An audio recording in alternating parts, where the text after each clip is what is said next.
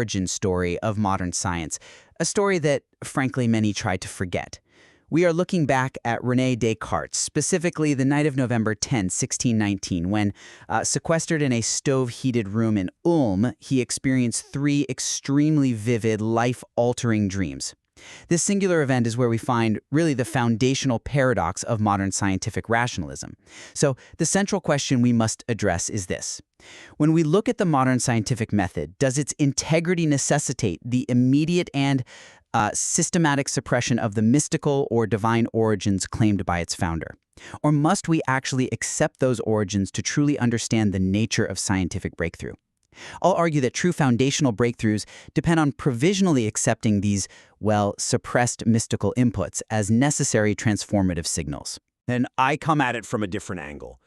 While the seismic shift in Descartes' thinking that night is absolutely undeniable, I mean, it's a historical fact, I argue that modern rationalism correctly employs naturalistic frameworks to analyze and, yes, filter these non-rational origins. It has to ensure methodological rigor.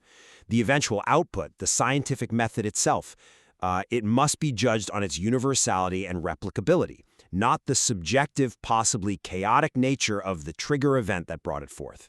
Okay, but my position is rooted in the overwhelming evidence provided by Descartes himself. He called his discovery the foundations of a wonderful science. It's a phrase often cited, mirabilis scientiae fundamenta. This massive conceptual breakthrough, the birth of systematic doubt that really defines his philosophy, it didn't arrive via steady logical calculation. It was, you could almost say, downloaded through three distinct intense dreams on a single night. And crucially, Descartes documented a 100% conviction of the experience's divine origin almost immediately. He interpreted it as a direct revelation from the spirit of truth, the spiritus veritatis. He didn't recant this supernatural interpretation for 31 years of his life, maintaining it in private and even fulfilling a solemn vow of pilgrimage because of it. That profound mystical certainty was the necessary, non-rational input that enabled the subsequent output of systematic doubt. I mean, historical metrics tracking his work show his rate of innovation and production absolutely exploded after this single night. He formalized an entire philosophical system within just 18 months. So epistemological humility requires us, I think, to at least provisionally accept the first-person authority of the founder regarding his own experience. That's a compelling narrative, I grant you, especially the profound conviction Descartes held, but I think we really need to separate the subjective interpretation from the objective mechanism. A massive conceptual breakthrough, yes, even one interpreted mystically, can have a thoroughly naturalistic mechanism underneath it. The philosophical transformation is real, absolutely, but the meaning assigned to it is ultimately subjective. Contemporary scholarship compels us toward multifactorial explanations, and we shouldn't ignore the clinical data. Descartes himself reported a steady rise of temperature in his head, which, strongly suggests fever-induced delirium. And even more interesting is the second dream. The thunderclap, the sparks of fire flying around the room. This aligns remarkably well with the clinical description of exploding head syndrome, EHS, which is a benign parasomnia. Could you maybe clarify that term, EHS, just briefly for our listeners? Oh, sure. Absolutely.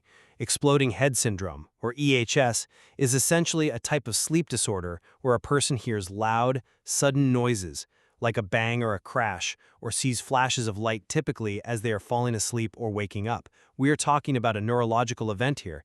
Now that suggests a physical, possibly recurrent issue, not some unique divine mandate, right?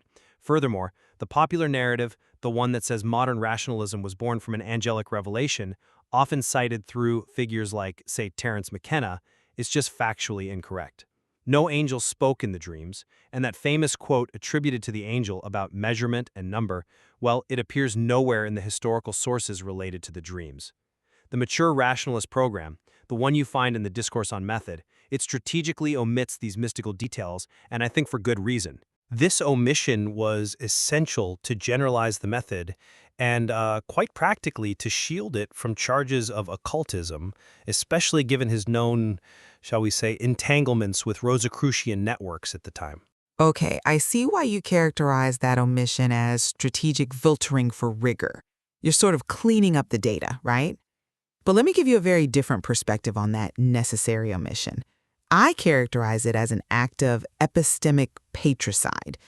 The core inconsistency I see is the internal logic created when rationalism loops back on itself. Look, the system is derived from this sequence. Divine revelation leads to doubt, leads to the scientific method, right? But then the contemporary application uses that exact same derived method to execute this. Scientific method leads to doubt, leads to the rejection of divine revelation. That is a closed loop, fundamentally flawed of self-reference. The system attempts to kill its own father, essentially. But the utility of the resulting system is what truly matters. The fact that the scientific method works, that it produces reliable knowledge, that validates the filtration process itself, doesn't it? But doesn't that filtering, though, impose our modern bias onto history? When we reduce Descartes' profound, life-transforming experience to just, fever or a psychological crisis or some neurological glitch, aren't we committing a kind of intellectual colonization? We are judging a 17th century consciousness, one steeped in Hermetic traditions and the concept of entheos, the idea of having the God within, with a strictly 21st century materialist framework. This results, I think, in a high degree of hermeneutical violence, systematically ripping the original unified meaning out of the experience simply because it doesn't fit our current epistemology. It feels reductionist. Look, the naturalistic explanations, while maybe potentially incomplete regarding the, let's say, the spiritual content, they successfully address the neurological or psychological mechanism of the trigger. Ballet's historical notes support this, noting that the spark phenomena had often happened to him at other times. This strongly suggests a recurrent physiological issue, you see, not a one-time divine mandate designed to revolutionize metaphysics. The subsequent philosophical system is validated by its pragmatic utility. It works, regardless of whether the initial input was fever, crisis, or parasomnia. We acknowledge the explanatory gap, sure, between the neurological correlate and the phenomenological content, but that gap does not necessitate jumping to the supernatural interpretation. It just doesn't. If we limit ourselves only to the neurological mechanism, though, we miss the systematic pattern of, the theological erasure that seems essential to the rationalist project itself. Descartes' suppression isn't an isolated incident. It's part of a broader, selective historiography that defines modern science, or at least how we tell its story. Let's look at Isaac Newton for a moment. Quantitative analysis shows he devoted something like 84% of his written output to theology and alchemy. Yet, modern science curricula allocate less than, 1/10% coverage to this non-materialist work. Newton viewed gravity not just as an impersonal force, but as the sensorium of God, the place where the divine will interacts directly with matter. That's quite profound. But this is exactly the point, isn't it? That theological commitment was his motivation, perhaps, but not his methodology. I disagree fundamentally there. I think this erasure is actually a pragmatic failure, not just some historical oversight. His theological conviction of a mathematically harmonious cosmos was a core axiom for him. It was a philosophical belief that God had designed the universe with elegance and precision that arguably effectively reduced the hypothesis search space for something like the gravitational constant by an exponential factor. That theological commitment didn't just motivate him. It created the intellectual frame that made the science possible. We ignore that originating non-rational commitment at our peril, I believe. Okay, I accept that the theological and sometimes, yes, mystical commitments of pioneers like Newton or even Einstein with his cosmic religious feeling were crucial to their personal motivation and sustained focus. But motivation is distinct from methodological output. That's the key distinction for me. The published, replicable output is what defines the scientific method. The system must, in order to maintain its objective boundaries and its universal applicability, categorize the chaotic and non-replicable ecstatic signal, call it gnosis, revelation, whatever, as noise. It has has to categorize it as parasomnia, psychosis, or something similar. It must.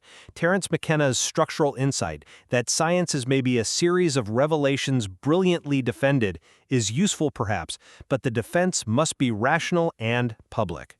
The system is designed specifically to remove reliance on private subjective experience. Let's pivot to McKenna's structural insight then, because I think it aligns Descartes' experience with his cybernetic theories in a really profound way. McKenna posits that both psychedelics, which he obviously associates with gnosis and revelation, and machines, which he associates with calculation, are ultimately prosthetic devices for extending human function. In this light, the mystical vision of Descartes functioned as the high-energy, non-rational prosthetic input that catalyzed the subsequent methodological output, rationalism. The breakthrough required the human function. In this light, the mystical vision of Descartes functioned as the high-energy, non-rational prosthetic input that catalyzed the subsequent methodological output, rationalism. The breakthrough required the chaos, the enthusiasm, in its original sense, God within, maybe even the occult influence of the Rosicrucians he was associated with. Then the machine, the formalized system of modernity, systematically tries to filter this originating input, but the creative leap itself depended on it. This suggests a fascinating parallel. Perhaps we are constantly seeking this chaotic, non-rational input to drive innovation, even now with things like AI. I fully agree that the origin point for many creative leaps is often chaotic and nonlinear. And yes, the dreams likely synthesized weeks of intellectual agitation and conflict, as suggested by psychological crisis models.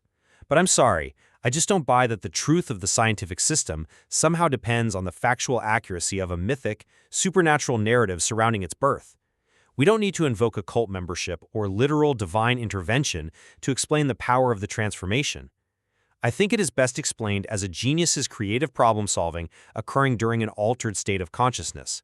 And this is supported by the fact that Descartes demonstrated a proto-cognitive awareness even within the third dream. He was already trying to use reason to decide whether what he saw was a dream or a vision, interpreting it before awakening. So, the methodology was being forged internally through an altered state, not delivered externally by some celestial being. The breakthrough was triggered by chaos, yes, but defined by emerging internal order. That distinction between internal forging and external delivery is key, I agree, but it brings us right back to the irreducible paradox, doesn't it? The internal forging of the scientific method was, arguably, predicated upon a profound non-rational certainty of its divine mandate. This whole debate illustrates that modernity's entire foundation is built upon this inherent conflict. The very system of rationalism was only made possible by a non-rational commitment, a moment of enthusiasm and mystical certainty that the subsequent methodology had to immediately suppress to become institutionalized and generalized. To fully trust the models of our founders, perhaps we must confront their complete, unified, and often mystical epistemological frameworks. Conversely, I'd say the evolution of the scientific method represents a necessary, even beneficial act of filtration. The output, a clear, systematic method based on reason and empirical measurement, is what allowed science to become universal and, crucially, self-correcting. While the historical mechanism of the breakthrough might have involved chaos, pathology, or subjective revelation, the meaning, for the sake of universal knowledge, must be secularized. Secularization is required to avoid limiting knowledge to purely subjective, non-replicable experiences. The system must filter the noise to protect the signal, otherwise it just cannot function universally. Well, it seems we certainly agree that the events of November 10, 1619 represent a crucial hinge, a sort of pivot point between the sacred and secular worlds of knowledge acquisition. Indeed. And we are ultimately left to decide whether that origin story is just a historical anomaly we can safely dismiss as, background noise, or whether it reflects some enduring necessity for true innovation, perhaps something we ignore at the expense of our own understanding of human genius and breakthrough. There is certainly more to explore in the material Descartes left behind.